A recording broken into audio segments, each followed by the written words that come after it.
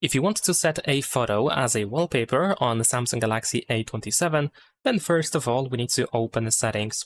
Now over here in settings, we're going to scroll down a little bit and you want to go to wallpaper and style. Once you go to wallpaper and style, you can tap on a change wallpapers, and then over here we have the gallery section. So you can choose recent or favorites, or for example download, or you can tap on this arrow in order to just open the full gallery.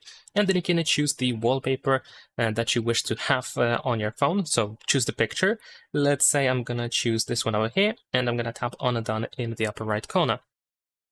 After that, I can decide if the picture should be set for the lock screen or home screen or both. In case you want to exclude something, you can just tap on any of these screens and then go next. You can still adjust the wallpaper. So once it loads up, you should be able to, for example, move the wallpaper around. You should also be able to zoom in and zoom out. And besides that, at the bottom, we have a couple of additional options that of course you can use, like the suggestions. We can go back to the gallery and choose a different photo. We can also use a frame and apply an effect. We can also tap on the home button or the lock button in order to switch between the preview of the home screen and lock screen.